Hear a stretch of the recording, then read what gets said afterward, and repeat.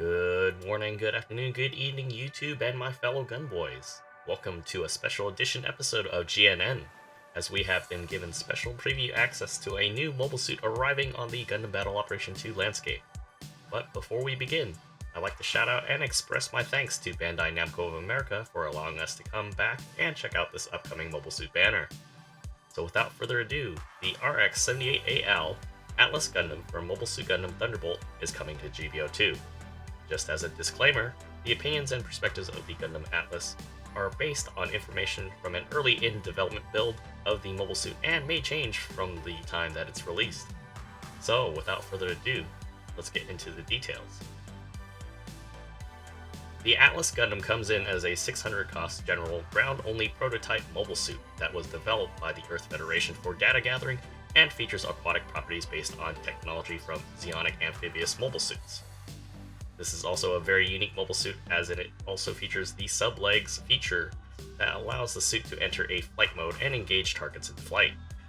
Based on the early assets provided, the Atlas Gundam can utilize this special movement mode underwater as well.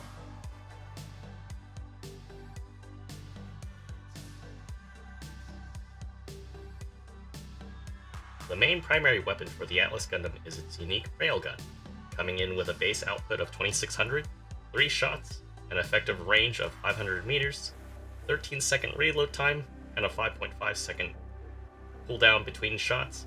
The Atlas's railgun will be the predominant means of engaging targets both from mid-range and a bit beyond that. With the examples of this weapon in use, while boosting on water, it is safe to say that the Atlas Gundam possesses aquatic mobile shooting.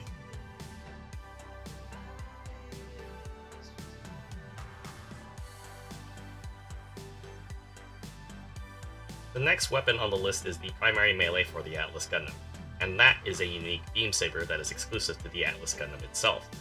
With a base output of 2300 and a cooldown time of 2.5 seconds, the melee animations appear similar to the standard Federation saber swings.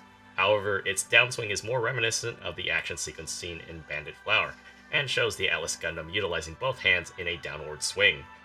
The bisecting of the Komusai from that scene is an inspiration here clearly.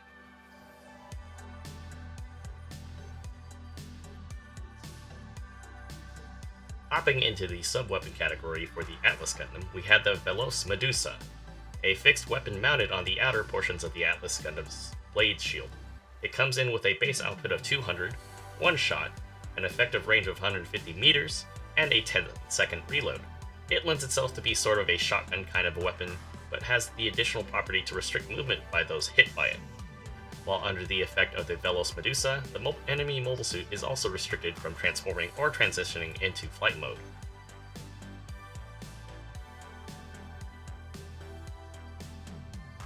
Next on the list of sub-weapons for the Atlas Gundam is an option where the mobile suit utilizes a saber in each hand. Coming in at a base output of 2600 and a 2.5 second cooldown, this pair of sabers for the Atlas Gundam feels very similar to mobile suits such as the Blue Destiny Unit 2 and the prototype Gundam while utilizing side and neutral swings. However, the Atlas Gundam possesses a distinctive downswing animation where it leads with a chopping right motion, followed by a thrust with the left. While the timing and hitbox may be a little tricky, this definitely will lend itself well to follow-up combos with the extra momentum to boot.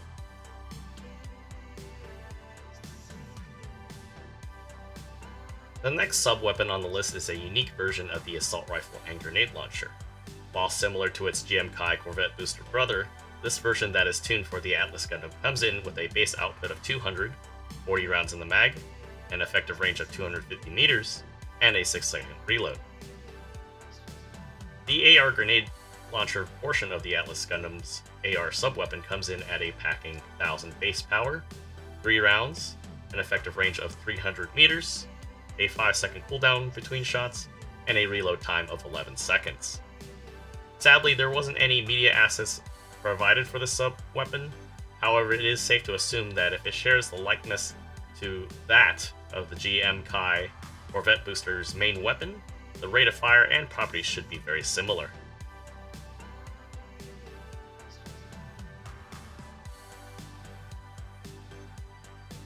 Going over the shopping list of skills for the Atlas Gundam, we have some of the usual suspects present, such as Leg Shock Absorber and Quick Boost, both of which are at level 3.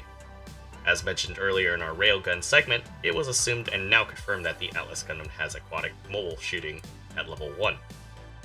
The skills that caught my eye specifically are the ones like Emergency Evasion at level 3, Force Injector at level 3, the Atlas Gundam's Blade Shield being a special left arm buffer at level 3, and its sub-leg controller at level 1. Looking into the examples we have of the Atlas Gundam in the air, combined with the skills that it has, this is essentially in the same leagues as the Bylorant Custom and Bylorant Assault, two atmospheric flying mobile suits that are just as deadly on the ground as they are in the air. Either way, I want to get my hands on this pretty complex mobile suit for myself and add this to the backlog of suits I want to learn.